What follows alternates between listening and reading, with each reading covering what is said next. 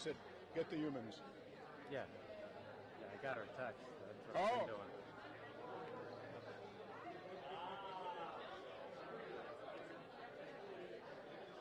Unless my camera froze and she's not seeing it. You right now?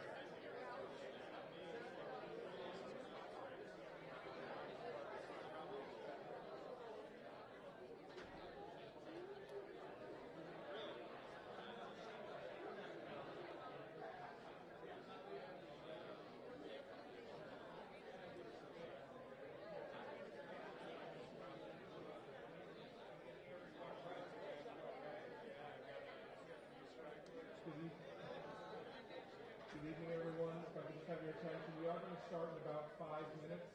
So if you find your way to your seats, please. And just as a reminder, if you're a sponsor of tonight's event, you have seats up front or the speaker. Okay, thank you. And we'll be with you in 5 minutes.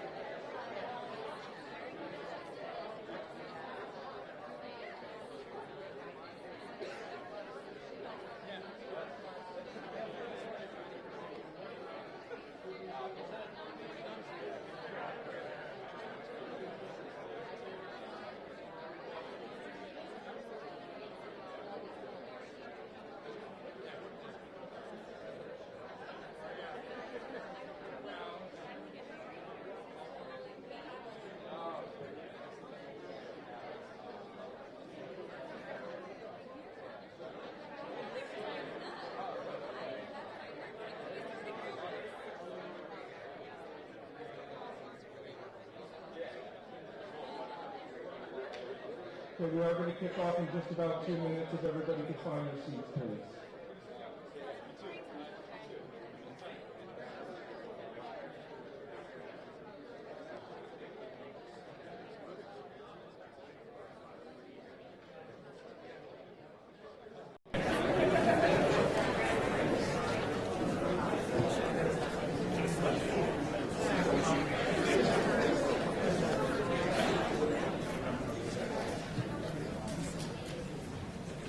Before we kick off, who's been to a mayor's State of the Town address before?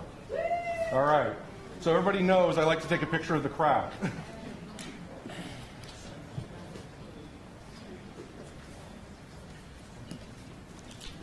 All right. Can everybody wave for me? All right. Okay.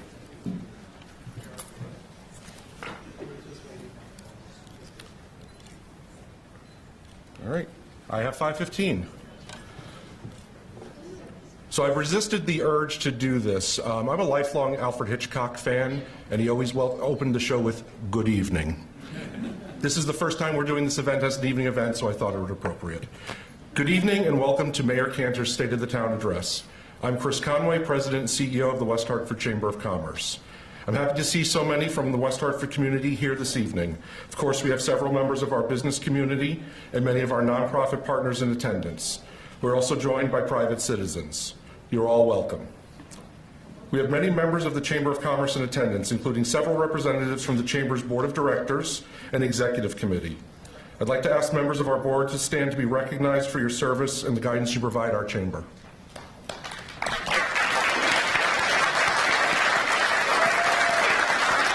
Thank you.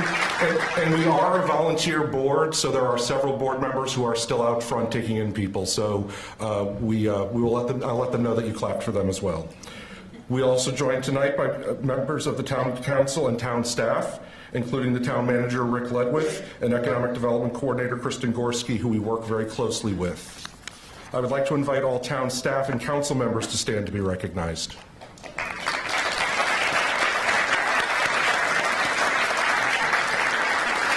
On behalf of the Chamber, thank you for all you do for the community.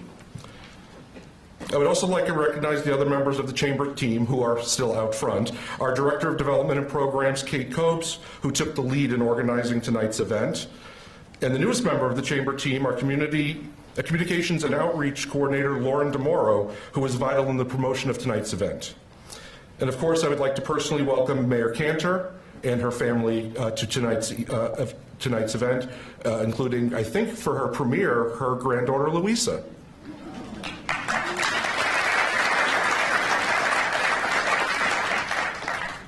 An event such as this is not possible without the generosity of our sponsors. Thank you to our presenting sponsor, TD Bank, our gold sponsors, Blueback Square, Butter, Liberty Bank, People's Bank, and Westfield Bank. And our silver sponsors, Clifton Larson Allen, Daily Moving and Storage, and Hartford Healthcare. Our media sponsors, 2020 Media, AMP Radio Network, and weha.com. I would also like to recognize La Maze and Tilted Bottles for their support of tonight's reception. Special thanks to Capture the Concept, who I could hear Joe over there right now, who is doing our photography tonight. Thank you, Joe and Ashley. And lastly, our host sponsors, the Mandel JCC, for opening their doors and hosting this evening. Please join me in thanking all of our sponsors.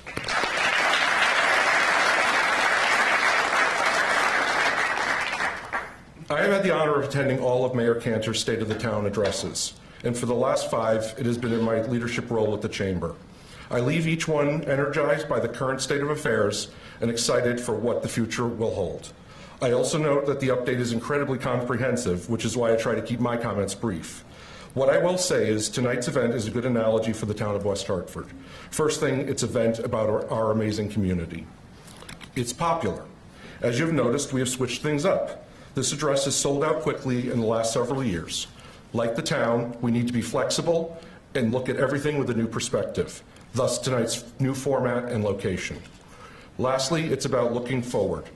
Under the guidance of our town council, led by Mayor Cantor, and the town staff, led by Rick Ledwith, there does not seem to be anything we cannot achieve together. Before we turn it over to the mayor, we have some special guests to say a few words. David Jacobs is the president and CEO of the Mandel JCC in West Hartford. He was born and raised in a small town outside of Pittsburgh and is a graduate of the University of Pittsburgh. After receiving his master's in social work from Yeshiva University in 1978, he came to this JCC as the teen director and assistant director of the then new Camp Shalom. Over time, David eventually served as the camp director and associate director of the agency. In 1998, he assumed his first position of executive director at the Contra Costa JCC in Walnut Creek, California. 5 years later, he became the executive director of the JCC in Rochester, New York. He came full circle and returned to Hartford's Mandel JCC in 2002. David is proud of the work the Mandel JCC's volunteers and staff in building community and enriching lives. He considers it one of his greatest honors to be part of this wonderful institution. Please join me in welcoming David Jacobs to the stage.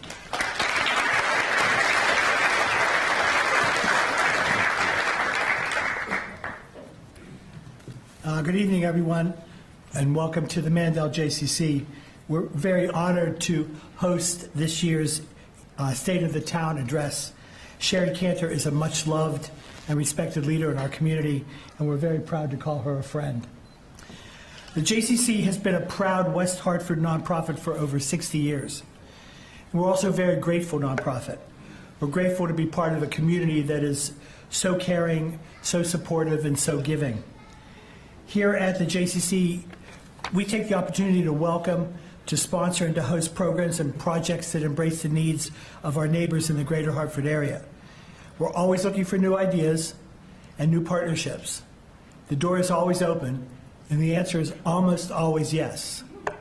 Also, please take advantage of the guest passes that you're going to be given this evening at the reception. Come by, try us out, and just check in with any of our staff this evening. They'd be happy to give you a tour. Thanks again for coming.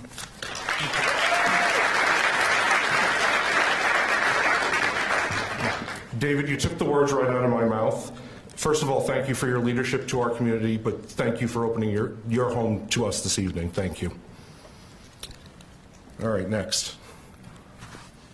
I'm going to try to do this in the spirit of the person it's about. Living life with the 4 Ps, purpose, passion, positivity, and a plan is the formula for happiness and success. He's Chip Januszewski, the Happiness and Success GPS, and the chairperson of the West Hartford Chamber of Commerce.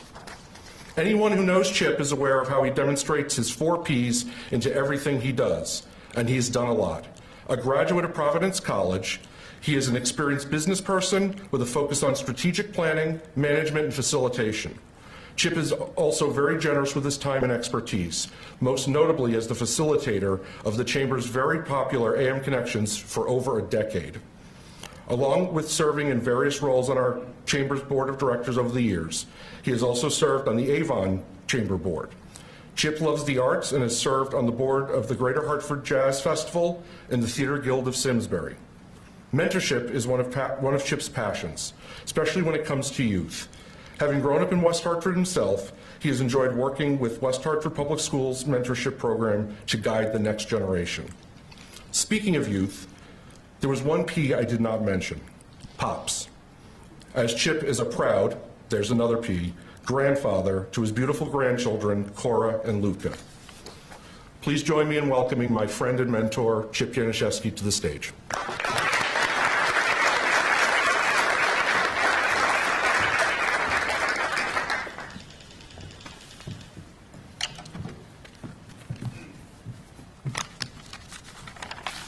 Wow. Good evening. How's everybody doing?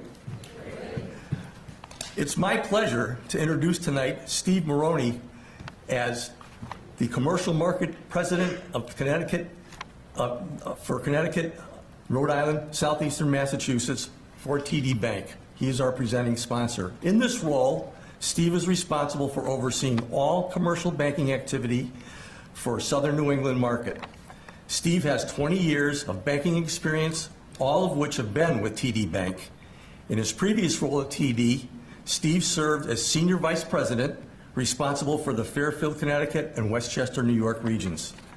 Steve is very active in the community and has previously served on several boards in the Westchester and Fairfield markets, including the Bridgeport Regional Council. Steve has recently become a new board member at the CBIA and the New Haven Chamber of Commerce.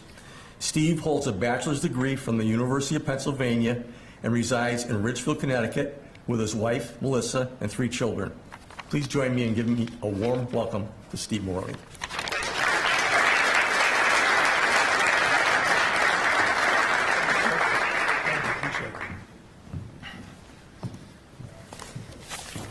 Well, thank you, Chip. And good evening, everybody. Hope everybody's doing good. I'll try to keep this short and sweet, mostly because you might hear that my voice started going this morning. So I don't know how much voice I got left, so I'll keep it short and sweet. It's not lost on me that I'm an unfamiliar face to virtually everybody in this room. As Chip alluded, I'm the new market president for TD Bank in Connecticut, Rhode Island, and Southeastern Mass. Replacing the legendary Mike LaBella, who some of you do know, who's looking forward to moving on to retirement, and that starts in a couple weeks. And I look forward to spending the next 12 months getting to know all of you really well and coming back next year being a man of the people that everybody knows. But most importantly, on behalf of TD Bank, all of our colleagues that live and work in Connecticut, many of our colleagues are here with me today. We like to say that we're thrilled to be sponsoring this wonderful event again this year. You know, at TD Bank, I've been with the bank 20 years, and our mission statement is to enrich the lives of our customers, our colleagues, and the communities in which we serve. And that's not a tagline for us. That's something that we believe in. That's something we live and breathe every day. Because we know it's not just good enough just to be a great bank. You have to be a great citizen in the community that you're in order to be able to make a difference. And one of the ways we try to do that is by partnering with great organizations like the town of West Hartford and the West Hartford Chamber of Commerce. So I'd like to thank Chris and all the good people at Chamber for all the good things that they do. With over 500 members representing a diverse and dynamic group of businesses, we all appreciate your efforts to lead our business community and to retain and attract new companies to our great town. So now let me introduce our great mayor. Shari Cantor is the mayor of West Hartford. She joined the town council in 2004 and served as deputy mayor from November of 2011 to May of 2016, when she then became mayor. She is a registered CPA, and her work experience includes public accounting at PricewaterhouseCoopers and in the insurance industry at Cigna. Shari has served as University of Connecticut trustee, which is her alma mater. Go Huskies. She's a West Hartford Rotarian. She's a chair of the Connecticut Children's Medical Center Foundation Board. She's a board member of the Hartford Stage, the West Hartford Art League, and a Bushnell ambassador. She also serves on the advisory board of the Boys and Girls Club and the Playhouse on Park. Shari received the Hartford Business Journal's Women's in Business Award in March of 2021. Shari and Michael were named one of the top 50 power couples by the Hartford Business Journal, in February of 2021. It keeps getting better, just listen to this. Shari was inducted to the University of Connecticut Business Hall of Fame in March 2017. She was named Malta Wonder Woman in 2016, Best Community Leader by the Hartford Magazine in 2012, the West Hartford Rotarian of the Year in 2011 and 2012, and my favorite, in 2011, Hartford Magazine put her on the best dressed list. Yeah. I somehow didn't make that list, but it's not about me. It's not about me. Shari and Michael have been married for 39 years. They are the parents of 4 young men and a daughter-in-law, Josh and Teresa, Sam, Ben, and Jacob, and they are now really enjoying being new grandparents to Josh and Teresa's daughter, their 19-month-old granddaughter, Louisa. Let's give a warm welcome to our mayor, Shari Cantor.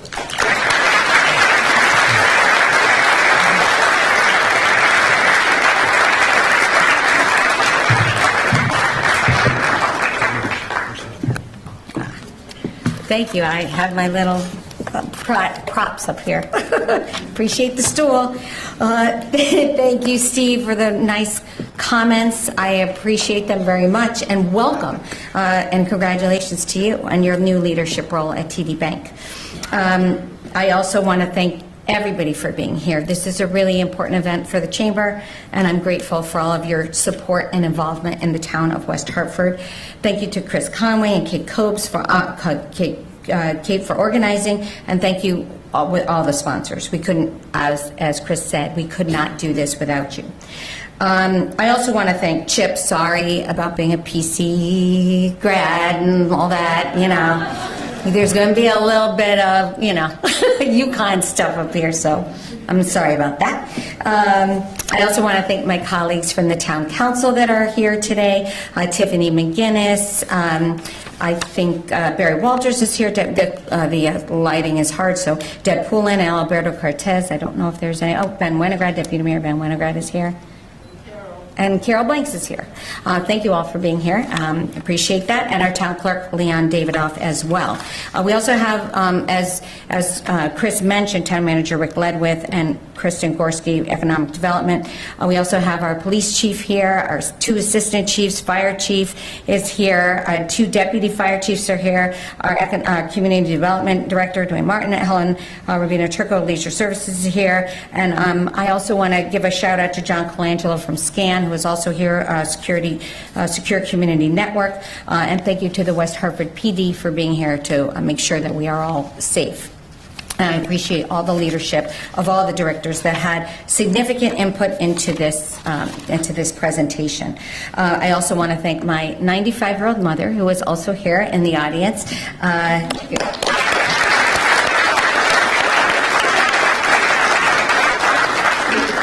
And I couldn't be the woman I am without the leadership and the independence that she has shown, and so I'm so grateful to you, Mom. My husband, Michael, who is a tremendous partner, married 39 years on Sunday, and just really, I'm so grateful to all of you. My son and daughter and granddaughter left to go play on Jonathan Stream, which is much better than this.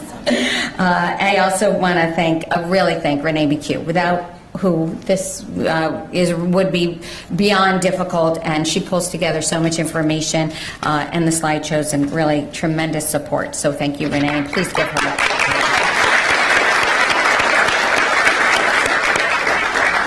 Okay, so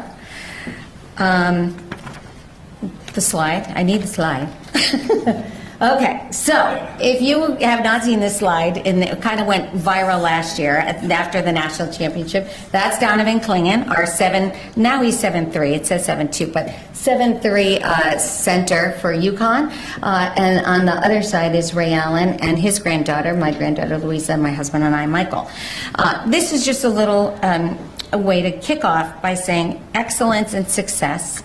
I just went to the Big East tournament this weekend, and it's clear when you see excellence. And I feel that West Hartford puts in as much as we can to be excellent. Excellence and success do not just happen. It takes perseverance, tremendously hard work, and commitment. We have seen real successes by the best, by being the best in the country, and our women's team 11 times national champions, and the men are going for their 6th. And it takes talent, it takes resources, and some luck, but it takes leadership and teamwork to really be the best. Something we strive for here in West Hartford every day. I'm so proud of our community, always pushing us to be better. Our residents do that. Sometimes it can be a little challenging on weekends and late at night, but they do push us to be better. We have a tremendously committed and hardworking staff, and our elected officials that come together to do what they believe is best for our community. So being with one of our GOATs, Ray Allen, and honestly Donovan Clingan, who will be a tremendous NBA star. We're in March Madness here, but we're also in March Madness in town. We have our budget season, and it's a challenging time for us to make really difficult decisions to invest in the pillars of our community: education, public safety, our infrastructure, and truly invest in the people of our community. So we try to balance all of that. It's really challenging, and I'm sure we will be hearing from many of our community through the process. But before I move on, go Huskies. Next slide. So I said we were excellent, we strive for excellence. We're recognized outside of West Hartford by being a best place to live, great place to retire, best place to raise a family, best public high schools. And how do we achieve that? We, again, continually strive for excellence. And we always ask, how can we do it better? We don't sit, and I read something today that actually said it's really hard for an organization that's performing well to change and to do things better, because people say it works, why are you changing it? But if you, and I always say this, I'm a runner, if you stand still, you lose the race, right? If you're in the race, you're going to lose the race if you stand still. So how to keep doing better? It takes planning, leadership, and vision to be a community like West Hartford, a top community. Our culture is to be strategic, competitive, and diligent. You can't just hope for a positive outcome, you have to do the work. So as we continue to be and strive to continue to be a top-rated community, we have many challenges ahead of us, no question. And in this presentation, there will be 3 challenges that we're really focused on. Number 1 challenge facing all communities nationwide. Is it crime, poverty, lack of jobs, home values, graduation rates, budgets? It's actually not. Every communication that I've gotten from our 50 states throughout the country consistently in the last few years has been housing. Number 1 challenge is housing availability and affordability. Most homes for sale in 2023 were not affordable for a typical U.S. household. In fact, just 15.5% of homes for sale were affordable, the lowest in the past decade. According to Cameron Rifkin, a policy associate for National Council of State Legislatures, no state currently has enough affordable housing, and this is an issue for urban, rural, and suburban communities throughout the country. In Connecticut, there's a shortage of about 89,000 homes for low-income households, including elderly and disabled. Incentives that are working include tax credits, investing in transit-oriented development, promoting workforce housing and multifamily dwellings, and loosening zoning restrictions. Available and affordable housing. In Governor Lamont's State of the State address, he said, "Today we have more people working, more people starting businesses, more people joining labor unions with better pay and better benefits. More of our graduates are staying in Connecticut, and more out-of-staters are wanting to move here." And just a little footnote, we have the largest number of UConn alumni that live in any community in Connecticut, live in West Hartford, and they're looking for homes, places to live. The downside of all that growth is that we have too many people who cannot find a place to live. It's not available, or it's just not affordable. The governor proposes in the state's biennial budget to double its investment in housing: workforce housing, affordable housing, supportive housing, elder housing, downtown apartments, and overall increase in housing in general. So what is causing all of this? Empty nesters caused a lot of issues, but we also, as I am one, own nearly 30% of large homes in the United States. That's twice the number of millennials with kids. According to Redfin, Gen Z members with kids also own a very small portion of homes.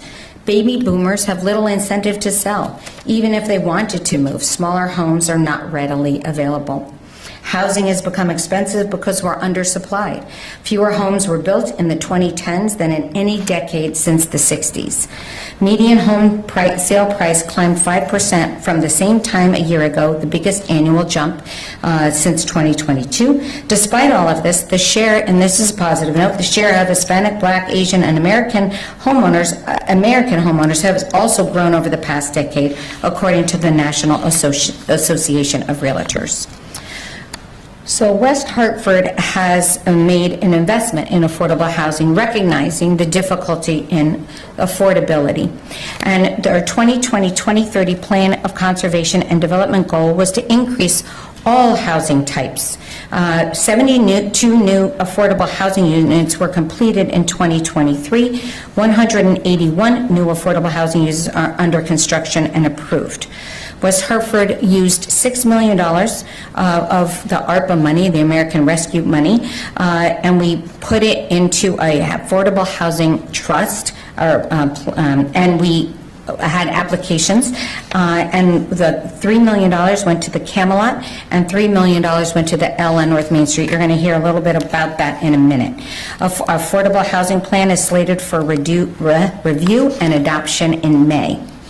So, I talked about affordable housing, but overall, our housing market is really hot, and I hear all the time that people can't find, they looked and they looked and they looked and they could not find a house in West Hartford.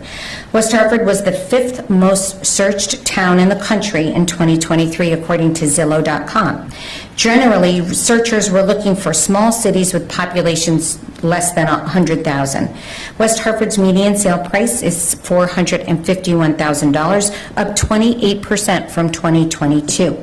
According to the National Association of Realtors, qualifying income, and I found this really fascinating, this is nationally though, for an average starter home rose to $96,000 in mid-2023, up from $49,000 in 2020. Other factors that impact the housing and rental markets are, of course, the buying trends of millennials, which is the largest cohort of population, and Gen Z, which is age 15 to 29. Homes have become our workplaces too. So now let's talk about some of the workforce dynamics and when people decide where to live. According to Forbes' remote work statistics and trends, in 2025, an estimated 32.6 million Americans will be working remotely, which equates to about 22% of the workforce. A staggering 98% of workers, and I'm sure you all have heard this, express the desire to work remotely, at least part of the time. This reflects the workforce growing affinity towards the flexibility, autonomy, and work-life balance that remote work offers. So where and how people work affects where they live. Employees and employers seek locations near amenities, restaurants, shopping, fitness clubs, and nearby transit stations. West Hartford has all these amenities and is succeeding in attracting businesses and employees while other towns and cities are struggling. Even some of our neighbors. Our business districts are appealing because they have amenities within walking distance from home or from work. And retirements are spiking, and they had kind of gone through a cycle, but they're spiking again. In the U.S. has had an 80% increase in retirees in the last 6 months, about 2.7 million more retirees than predicted. The pandemic fundamentally altered the labor force in ways that made the job market historically tight. Many retired while others dropped out of the workforce or changed jobs altogether. Higher stock market returns also played a role in those decisions to retire. But for our staff, please don't think about that. Stock markets, it goes up and down. For those nearing retirement, there's arguably no better time to start the golden years than a bull market, but not for you guys. High occupancy and low vacancies. Another indicator of West Hartford's economy is the vacancy rates of office, multifamily, industrial, and retail. You can see here West Hartford's vacancy rates under 8% indicate a very good, stable market. Vacancy rates under 5% indicate a very, very strong market. The vacancy rate for multifamily homes rose due to the addition of 344 units. So we expect that vacancy rate will rise, which is our intention. Housing opportunities and developments. All of these factors have driven an explosion right here in town of West Hartford housing. So we have multifamily and rental properties nationwide. You have heard the growing demand for housing that offers low maintenance and a high level of amenities is very popular, and that makes apartment living extremely attractive. Empty nesters, senior citizens, young professionals, and young families. New multi-developments are on the rise and will support our growing economy. And what I'm going to go through actually of the next few slides will add 1,003 units, with 262 of them being affordable units. So under construction, we have the Byline, 950 Troutbrook Drive, the Camelot, and West Hartford Fellowship Housing. The byline, if you haven't seen it, is right on the Troutbrook Trail. Two parcels located at 920 and 924 Farmington Avenue are combined to form a new $15 million mixed-use multifamily development, 5 stories, 48 apartments, 10,000 square feet of office retail on the ground floor, and walking distance to our enviable West Hartford Center, Blueback Square, and the Troutbrook Trail. 950 Troutbrook has been moving a lot of dirt lately. They are located on the former Children's Museum of Connecticut. This project includes 172 apartment units, 7 designated as affordable housing units, and this property will no longer be tax exempt, and the estimated property taxes on just that property is $800,000. The Camelot is 900 Farmington Avenue. That was the former West Hartford Inn location. That has 44 total units, 100% affordable, and that is because of the fund that we set up to support that challenging project that was put together. The project received $1 million in brownfield remediation grant from the state and our housing development program, and all of that. It's a lot of pieces to put together a 100% affordable housing project. We're really proud of that. Fellowship Housing has been worked on by a lot of people in this room. Actually, our town clerk, Leon Davidoff, and Ben Winograd, and Alberto Cortez all have been on the board of the Fellowship Housing, and that is expanding by 1/3. When complete, it will go from 213 units to 308 units. 100% affordable for seniors and person with disabilities. It's a $26.5 million investment. Construction on Phase 1 is expected to begin this spring and completed by the fall. And some approved projects that we have are the residences at Steel Road, 243 Steel, the L at North Main Street, that's the former Agudasakum Synagogue, Center Park Place and 75 LaSalle Road, right in West Hartford Center, and Elmwood Lofts, which is part of our TOD development. The residences at Steel Road is Metro Hartford Realty and will add a 7th apartment building with 30 more units. They will have 7 2-bedroom units, 2-bath. There's been a high demand for that, for empty nesters, and we need those homes so people can buy them. So, and also 4 smaller 2-bedrooms and 20 1-bedroom apartments, as well as 14 garages. It's a beautiful development, and there was a lot of resistance to that development, and it's just been so successful. The L at North Main Street was a synagogue founded by Romanian Jews, actually, and it has historic stained glass facade that will be preserved. It has 49 multifamily units, a mixture of 1, 2, and 3-bedroom apartments. 80% will be deed restricted of affordability, and the property will be managed by the West Hartford Housing Authority. I'm very grateful to the Housing Authority for their leadership on this project. And again, the town's affordable housing fund helped make that happen. Central Park Place and 75 LaSalle Road, this is a $50 million investment projected. No construction has started yet, but a sign did just go up. I saw Ronnie Newton put that in her article today. So that's 83 units, 25 apartment units, 4 units at the affordable housing rate, and 58 condominiums, which we really don't have new condominiums in town. So, and 3,500 square foot commercial space on the ground level. And then we have some proposed projects. Heritage Park, which is the former Yukon property, the east side of it, the town council received the application for that. There was a public hearing scheduled for last week, but some of the information was incomplete, so that has been continued till April 15th, and that is rezoning a northern portion of the property for multifamily housing development. We also have the Jaden at 579 New Park, and I'll talk about this in the transit-oriented development as well.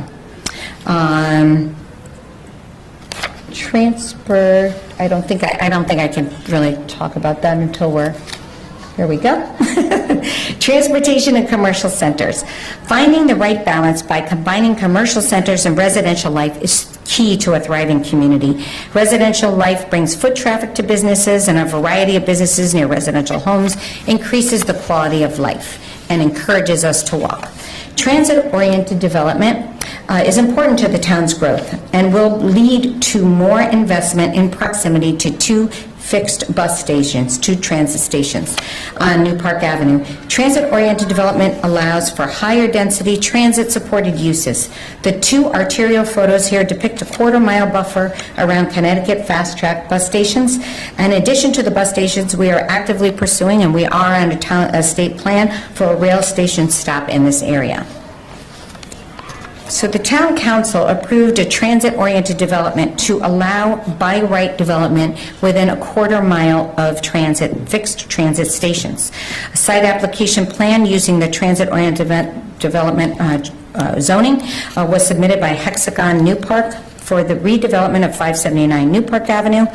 The location has been attractive to the developer, and they're really looking forward to working on this property. This will be a 5-story mixed use, 70 units, and 14 of those will be affordable housing units. And then Elmwood Lofts received a $1 million brownfield remediation grant to clean up a parcel that was once housed the over 100-year-old Puritan furniture. Elmwood Lofts, a 5-story mixed use building, is approximately 400 feet from Connecticut Fast Track, have commercial and residential, retail, on the first floor, and 117 units of housing on top. 15% will be deed restricted affordable. The March 4th article in the People's Network, reporter Salman Akhtar sums up the West Hartford business landscape with this statement. As we reflect on the recent developments in West Hartford, it's clear that the business landscape is more than just a measure of economic activity. It's a reflection of the community's resilience, adaptability, and commitment to supporting one another. The blend of new openings, community support, and future initiatives paints a promising picture of growth and diversity, setting the stage for a dynamic and inclusive business environment. In the end, the strength of West Hartford's business community lies in its ability to evolve while maintaining a sense of unity and purpose. It was very well written. I love that. So West Hartford's one of the challenges that we've had for the last few years, and we talked about the building during COVID was pretty non-existent, and we have a great pipeline of development, but we have not seen grand list growth effective for this particular year. So that's been challenging. In addition, not only did we not see, we saw investments in homes, and we saw investments in personal property, people buying and furniture, fixtures, and equipment, but there was a significant decrease in motor vehicles. And because that is part of our grand list, all communities in Connecticut had some decrease in grand list due to the decline in motor vehicles. And part of that was maybe an inflation of vehicles that were very hard to get during COVID. So we've been pretty flat on our grand list growth, which makes this particular budget year a little more challenging than usual. But in the meantime, we've got a lot of building going on, and as I've talked about, our building permit office has been incredibly busy.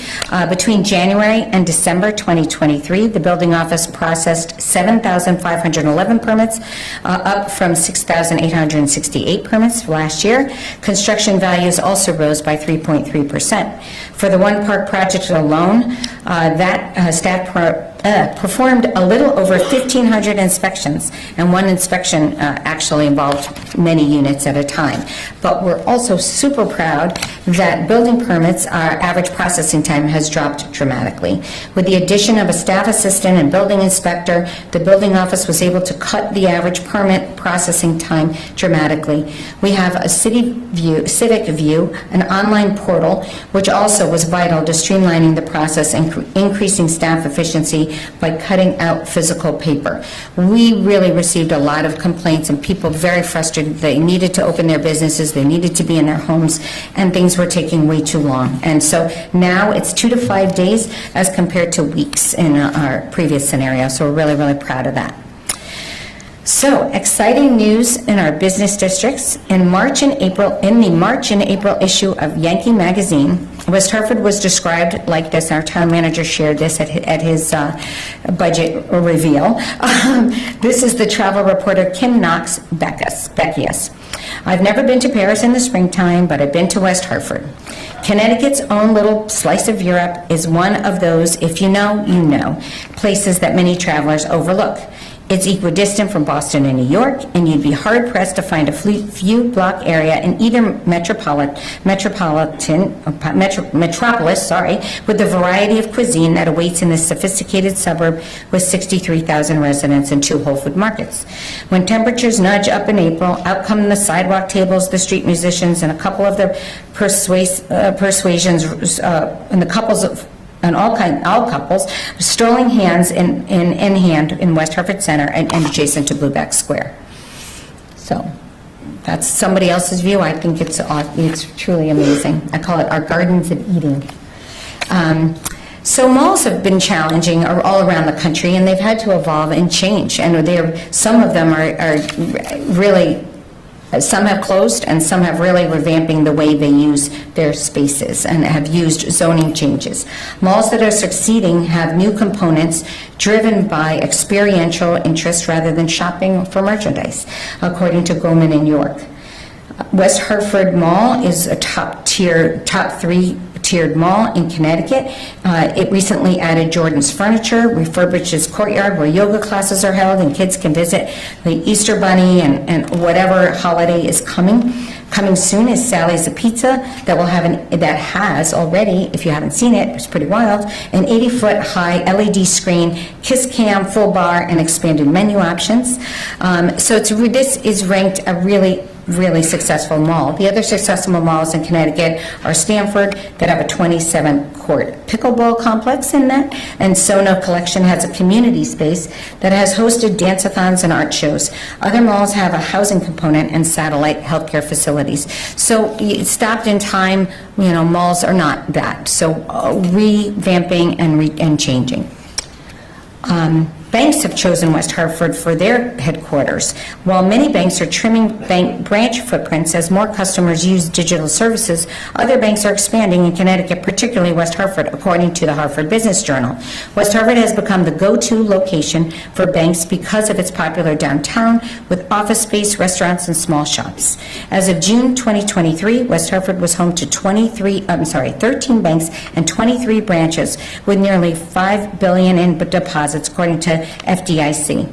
Connecticut Regional President, and if he's not here, thank you, Andreas, and I'll just say Andreas K., was quoted as saying, "It's a great, vibrant, strong community. It has a great chamber. There's a lot of traffic that comes through geographically. It's just well located." So we'll go through West Hartford Center. We're going to briefly go through our districts. West Hartford Center has described as a place you can do something when you feel good about doing nothing. A variety of new businesses are coming to West Hartford Center. Cafe Nero, an international coffee chain, opening in April. Weha Candle Company. MBT Bank opened its second location on South Main. Black Bamboo is not in the center, but it's a little down the street. And Maui Gas Station. The outdoor dining will be back. We are working on the final approvals on that, and so more to come on that. So we expect the Jersey barriers and the artistic talent coming out on those Jersey barriers soon. They've been very popular. In Blueback Square, we have, and I saw Karen here, thank you, Karen, for being here, Chip City, featuring 44 classic flavors, Muse Paint Bar up at a new location. The former space will be converted into a fitness center for the Loft residences. The Loft, 48 Loft apartments have been renovated for as well. Beam Light Sauna featuring innovative infrared red light chromotherapy solutions, and that will be opening late spring in the charming Charlie space. Aria Nail Salon will relocate to Memorial Road by late spring, early summer, and 4 new office tenants, including Aries, TIAA, Beasley Insurance, and Lockton Company, bringing a lot of employees to the, into the center, which is great, to Blueback Square. So great. And I don't know if any of you did this little guess, but we will be putting a new home for Connie the whale's tail. The ribbon cutting will take place on June 2nd. The date was the original installation at the former Connecticut Children's Museum, so it's very meaningful for many people that were involved in that, putting that whale there. The tail will be relocated at a new site across the street on Troutbrook Drive, and there will be more details to come, but if you guessed on the weight of the whale and you are a winner, the gift will be at the table on the outside, and the winner will be posted. The answer is, drumroll, 10,000 pounds. That's why we couldn't move the whole whale. Okay, Corbin's Corner. One of the biggest transformations of Corbin's Corner is the recently completed facade improvements. If you haven't been there, you really should see it. Thoughtful placemaking efforts that turned an underutilized cut-through alley into an inviting gather space by adding lighting, seating, and a bold rose mural on 2 walls. Local artist Ben Keller, who's done amazing murals in our region, drew the inspiration from the Elizabeth Park, which sits in West Hartford and Hartford. Trader Joe's has expansion of their their preparation space behind the store. JD Sports, and then Wendy's Restaurant, which is around the mall on South Street, just received approvals for to be demolished, and a new drive-through restaurant, Wendy's, will be added in that space. Elmwood Design District, Pottery Studios, Sichuan Alley, O'Reilly Auto Parts, Soul Bowls, Connecticut Head Spa, and also in Elmwood is the new Triumph Thermal Solutions Development Center. At its One Charter Oak Boulevard location, this lab will provide testing and performance mapping of new thermal products and system solutions, and will add 50 more employees to its 400 workforce.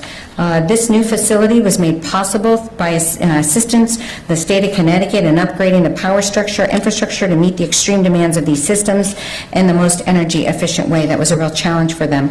Keeping Triumph in West Hartford is important to our economy, and this took everybody, our state delegation, myself, and our development, our DECD. Special thanks to everybody that was involved, and Kristen Gorski, a special thank you to you as well. Park Road, Quick Bites, Salt and Lime, Sweet Spot, and Wabi Sabi. So many wonderful places to eat. And then One Park, a new residence, will have amazing choices on those restaurants that just came online. 30 of the 295 total units, 30 are affordable housing units, 65% leased right now. There was historic preservation and adaptive reuse of that space. If you haven't taken a tour, it's really impressive. This is an approximately $66 million investment to the town. And so that was all challenge one, was housing and economic development sort of all wrapped up, because our homes now are workspaces, our business centers, all of that. But now challenge number 2 was keeping our community safe. In 2022, we experienced a lot of tragedy on our roads. We had 5 deaths, and the council adopted Vision Zero, which is a 10-year goal that there will be 0 fatalities and severe injuries by 2033. So I want to thank my colleagues on the council who have been very committed to this. It's going to take all of us to make sure that our roads are safer for all users. West Hartford's the first municipality in the state to adopt a Vision Zero action plan, a plan that focuses on making data-driven decisions, redesigning our streets for our most vulnerable users, centering equity in all of our decisions, and engaging our entire community and focusing on accountability. You're going to be seeing very, very soon 70-plus action items that have been identified for installation in 2024. This is related to crash responses, speeding, bicycle and pedestrian users issues, making things, whether it's be flashing pedestrian crosswalk, warning signs, raised crosswalks, all kinds of things that will make driving and walking safer. Starting today, we have a dedicated civil engineer who will be monitoring the implementation of all these action items. We all need to commit to slowing down and watching out for one another. I was asked before this, what happened with COVID and the reckless driving, and I don't know if you have all noticed it. I know our police have noticed it. There's a lot of very reckless and aggressive driving, and we need to change, and that's happening on our highways. It's also happening on some of our main streets. So in October, Vision Zero Task Force completed a road safety audit on Park Road. This was chosen for rehabilitation, so the goal of the audit was to assess walking and biking routes, improve transportation for all users, identify issues and next steps. And concept plans are being developed for Park Road from Quaker Lane South to Prospect Avenue, and it will include roadway resurfacing, sidewalk and curb extensions, crosswalk, safety enhancements, bicycle lanes, decorative street lining, and other amenities. And this will be, the design is expected to be done this year and then in construction next year. The project is funded through a state bond commission in the amount of $1.5 million.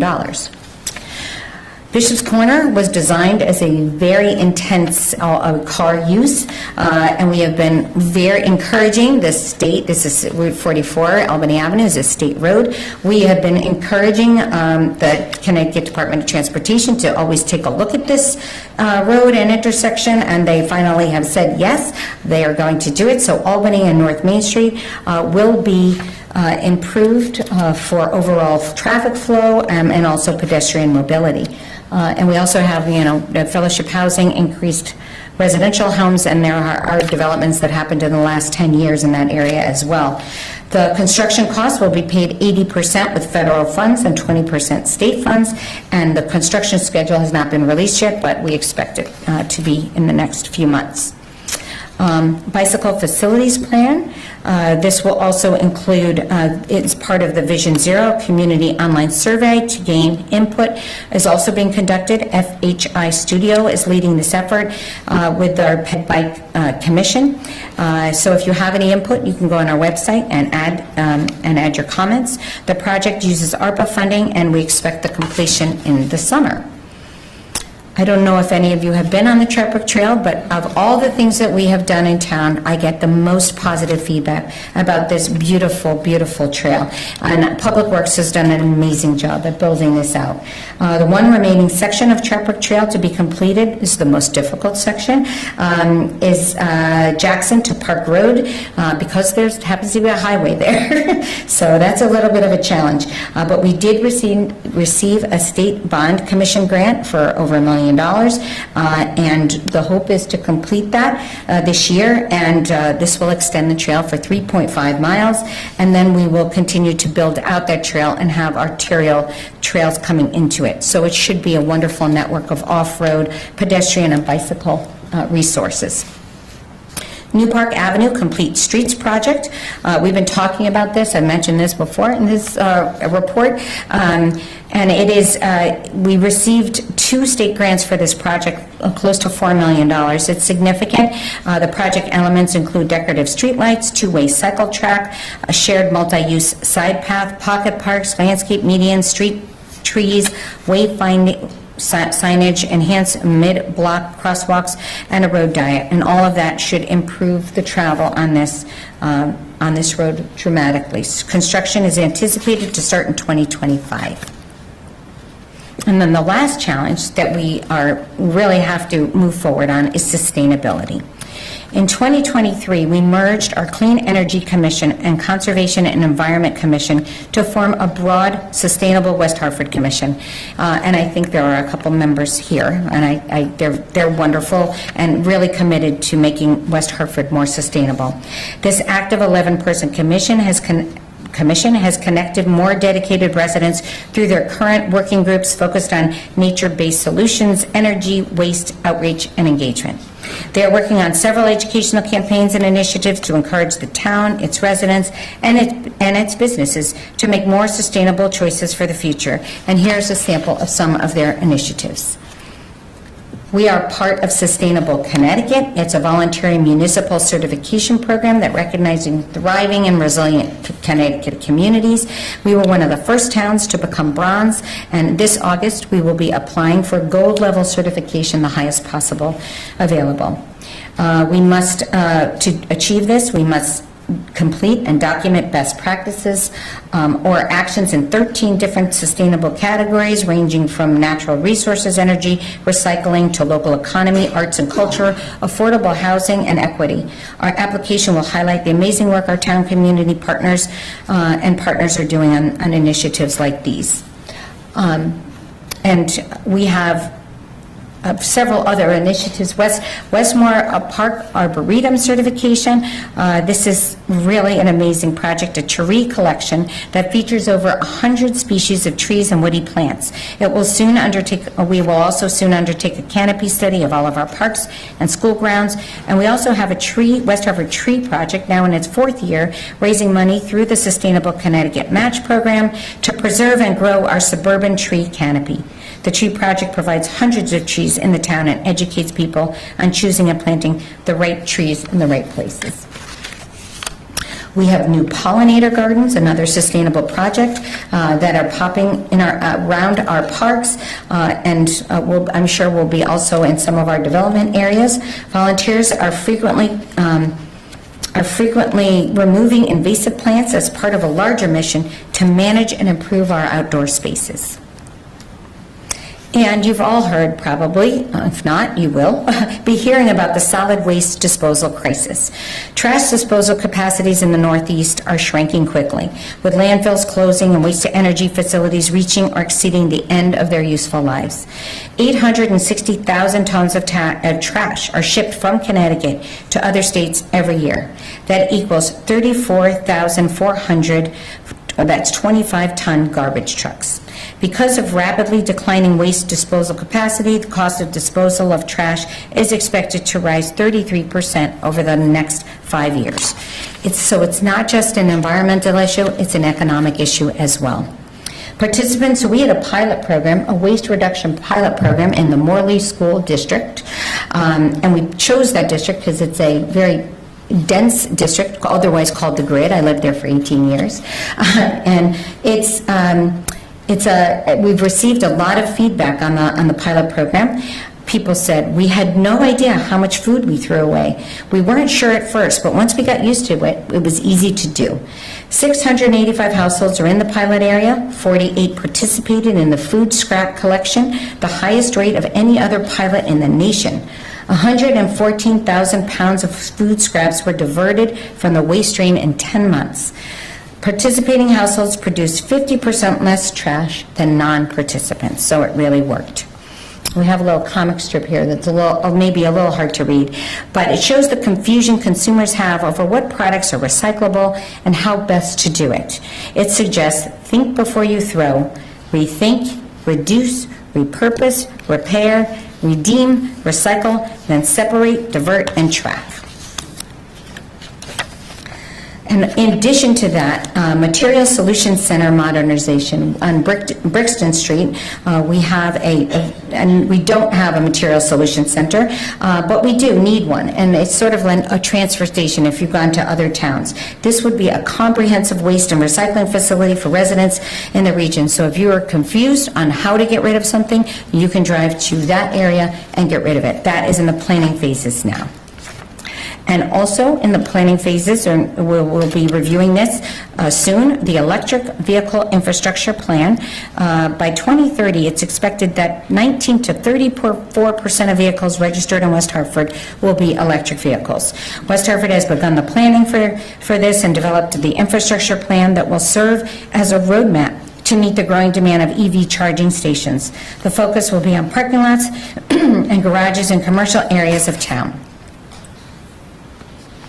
And then West Hartford, one of the things that we consistently do is keep investing in our community. So I'll briefly go over, and this is sort of the last section, our public investments and projects throughout the town. Capital projects include,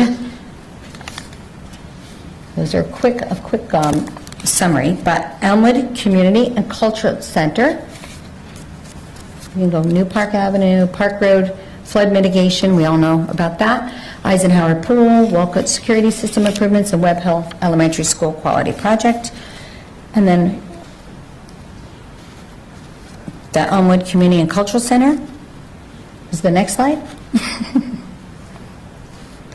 There we go. As of today, the town has selected GWWO Architects to design the new Elmwood Community Center, which incorporates a library branch, teen center, senior center, all co-located in one center. This was modeled after a state-of-the-art facility in Rochester, New York, and uses a placemaking kind of theory that no space is unused, underutilized, and it will be lit much of the time. So the creative team employs a story-based design approach that encourages discovery, facility collaboration, and invites exploration. So this project is going to be a significant commitment in funding, and we are pursuing federal and state partners to make that happen. But we hope we can move forward on this and start in 2025. West Hartford Center Infrastructure Plan, you might have heard about this. The goal of the West Hartford Center Infrastructure Plan is to modernize and improve traffic congestion and safety issues in LaSalle and Farmington Avenue from Walden to Main Street. The town sought public input on this, and we have a next public meeting, if you feel like going or you know someone that's interested, April 8th, 8:30 a.m. to 10 a.m., and also in the evening, 6:30 to 8 p.m. in Town Hall. We also have started a wayfinding signage. This will be a project that helps direct residents and employees and visitors to their destinations more easily. Currently, visitors are given few visual clues about the area, but much of the existing signage is inconsistent or outdated. And hopefully you'll be seeing a significant improvement. The new animal control facility, I think it was built in the 70s, our original facility, and it was very tired and inadequate. This new facility will be constructed on the corner of Brixton Street and Oakwood Avenue. It will be ADA compliant, which will have requirements of the state, which includes a kitchen for dogs and cats. It will also have a cattery that will enclose 15 to 16 cages for housing cats. The remediation and demolition will be taking place this spring and should be completed by 2025. It was really kind of embarrassing for the town to have such an outdated facility, and I appreciate the animal control people that work all around town. So, Rockledge Golf Club, big birthday, 100 years. It's celebrating 100 years this year, and to help celebrate its centennial, the facility plans to renovate its driving range, complete with new covered tee boxes, TrackMan technology, a new snack bar. Festivities will take place all season long, so keep your eye out. Replacement of Rockledge's irrigation system is also complete. It's much more efficient and effective. And we also welcome a new golf pro, Josh Moses, just in time for opening golf season. Eisenhower Pool was closed. The renovation will be completed to open it for this summer. The pool replacement, actually, this was sort of a patch on a pool that was built, I think, in the 60s. And so a new pool will begin in late August. Walcott Park, the restroom and for Walcott Park will also improve accessibility and amenities. And just a quick summary of our public schools. This is a primary reason why so many families choose West Hartford for their home. At the Big East tournament, I happened to meet several families that were from West Hartford that moved here from Greenwich, actually New York and Boston, all of those. And they said they moved here for our schools in West Hartford Center, actually, in Blueback Square. The walkability, the amount of restaurants, but the quality of the schools was a main attraction. Conard and Hall High Schools ranked among the top 3% of public schools nationwide by U.S. News and World Report. They achieved gold medal status from the AP School Honor Roll by College Board, and the per pupil spending is really something to be amazed at, 98 per pupil out of 169 towns. So we still have to work to continue to be more efficient and effective because it's a challenge. Our sports teams are amazing. They have won, our Hall girls and boys indoor track teams both won New England championships. Conard hockey team just won the Connecticut state championship. And the Hall boys swim team and girls, Conard's girl basketball team also competed in the quarterfinals. And be sure to tune in for WHCI. And again, thank you to WHCI for filming and being here today. They record so many games and performances, and without them, that whole idea of being connected and to see what children are doing throughout the whole community, our students are doing, wouldn't be available. So thank you so much, especially to Jen Evans. West Hartford Performing Arts, another incredible year. The Hall High School Concert Jazz Band won first place in the prestigious 16th annual Charles Mingus Festival of High School Competition in New York City. And when you travel the world, people have heard of Hall High Jazz Band. It's pretty remarkable. Conard High School Drama Club just finished the outstanding performance of Les Miserables. It was truly amazing. One of the other things that makes our community so remarkable is the volunteerism. The power of volunteerism changes everything. When you reach your hand out to somebody in need, or you can do something better, or contribute in some way, it makes a difference. So we wouldn't be the community we are without all the, so I just want to thank all the volunteers that make us so special. And I know many of the businesses are sponsoring teams, and it means so much to the community. We have our community emergency response team has 242 residents that are trained, 173 active members. Social services is 257 volunteers, PTO boards, sport league coaches, boards, commissions. Thank you to all that make so much possible in our community. And this is cute. Isn't this cute? Wi-Fi. It's the installation of accessible wireless throughout West Hartford public spaces. This is fast, free public Wi-Fi to residents and visitors to rely, and this will be around all over our public parks, pools, community centers, libraries, other municipal buildings upon completion of the project, which will be soon. It's really cool. Technology improvements, also working on the resiliency and the reliability of one of our highways, our information system. We need to make sure that we aren't down. We rely on communicating with each other, especially in emergencies, and that's so important.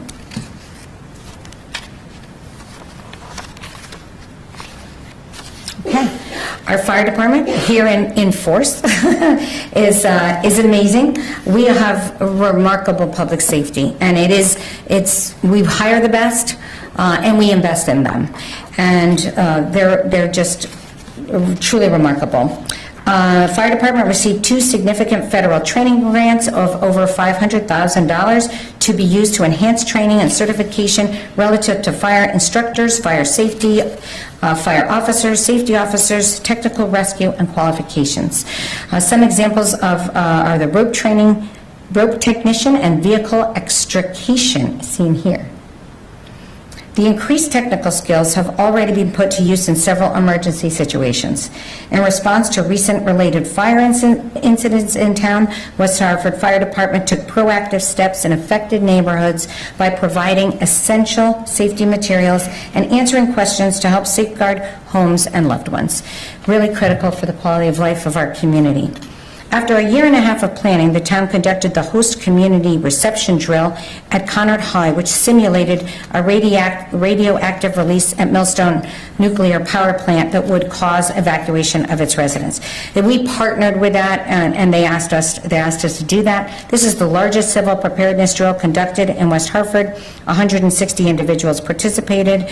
We also had our volunteers and CERT volunteers. This drill was funded by the State Department of Emergency Management and Homeland Security, and brought in over $100,000 in preparedness equipment, and the town will continue to receive $25,000 in equipment. And last summer, the West Hartford Fire Department at Elmo Community Center hosted its first fire academy for town teenagers, and we'll be holding it again.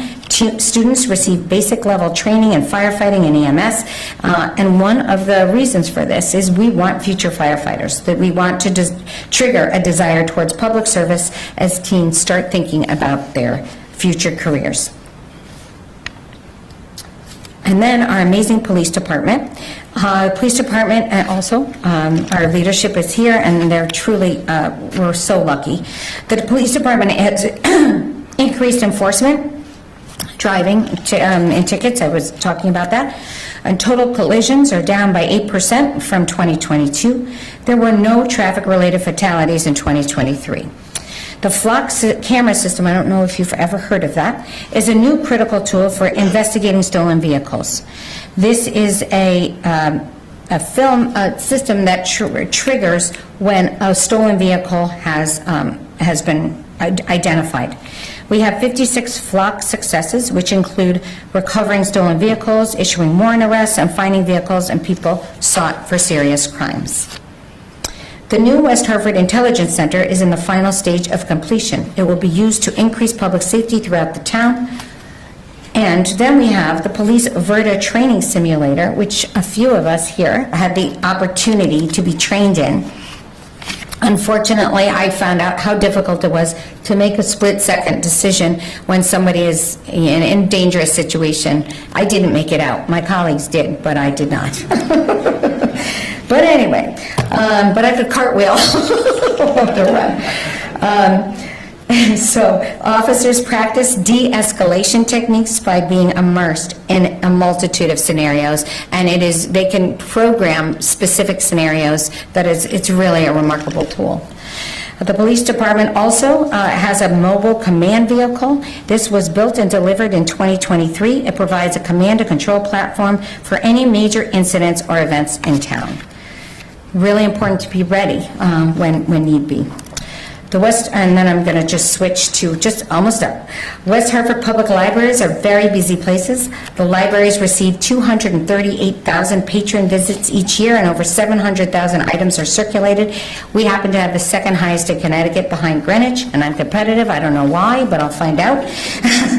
The Instant Language Assistant is available at the Noah Webster Library's Adult Reference Desk and the Children's Desk at each branch library. The Library Board received and approved a strategic plan, and they received 2,000 comments. It just shows the involvement of our community, online and in person, on the way the library should go in the future. This is actually Social Services Month, and it's a remarkable team. And they're active. Case management services is up 47%. Social work, our police, we have a social worker embedded in the police department. The referrals are up 55%. Juvenile Review Board truancy referrals are down 12%. That's great. Community court referrals are up 21%. As you can see, it's very active. And people are in need. It's interesting when people talk about the economy being great, and overall, there are, the stock market is up, and the economy overall the numbers are good. But individuals, it depends on the family situation, and we do have quite a few families in need right here. So if your businesses are looking for something to do, our food pantry is always, or the Town That Cares that supports heating assistance is always a wonderful way to help. And then we have our diversity, equity, inclusion initiatives. We had a wonderful first annual Black Business Expo with 22 Black-owned businesses and a panel discussion featuring Black leaders in municipal government during Black History Month last month. During March, Women's History Month, a Women Empowering Women in Small Business panel discussion was held in the collaboration with our Economic Development Office. The Office of Equity Advancement continues to invest in employee training, cultural awareness, diverse education, and wellness initiatives. And throughout the year, cultural awareness events are planned as a way to focus and appreciate our uniqueness and togetherness. And very exciting, early voting has finally arrived in Connecticut, now joins 47 other states that often offer in-person voting ahead of Election Day. The presidential preference primary will be held on Tuesday, April 2nd, 2024. This is for only registered Republicans and Democrats. And we also have early voting on March 26th through Thursday, March 28th, and on Saturday, March 30th from 10 to 6. And this will all be held in one place, Town Hall Auditorium. So that is the end of my formal program. But I will say, when you show honesty, candidness, You show how much you care for a place. You're constantly, or an institution, you're constantly looking for ways to improve. You're pushing to the next level, never complacent on where you are. Make tough decisions. Those are all things that lead to excellence. And so that's the way we strive, like our Yukon Huskies. See, we came full circle. These are all female athletes, pretty well, almost all. No, not all, but anyway. But men and women both achieving incredible excellence. And, you know, me and Shaquille O'Neal, like this. You know how I am with the big guys, right? Shaquille O'Neal said, "Excellence is not a singular act. It's a habit. You are what you repeatedly do." And that's what we continue to do. We work really hard to be great. Women's hockey team, women's basketball team's biggest championships last month. And I am so happy that the state of West Hartford is in an amazing place. It's thanks to so many of you that do so much for our community, for the chamber, for our elected officials, our town staff. Thank you so much for attending today. And although we've got challenges ahead, if we keep doing what we said and striving for excellence, we will be perfect. Thank you for attending and again for your attention today. And I don't know if there are any questions, but I'm happy to take any. Thank you.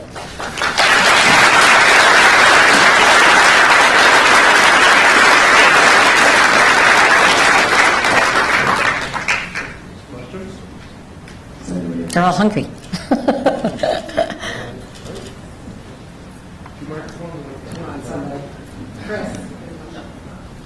It's okay, we can chat. Thank you all very, very much. Appreciate all you do.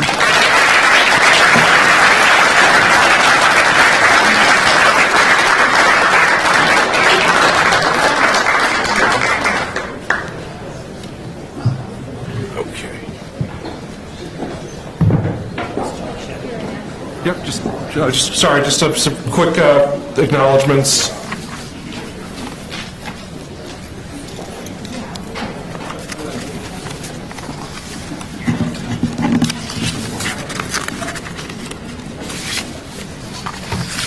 Well, first of all, let's hear it for the mayor one more time.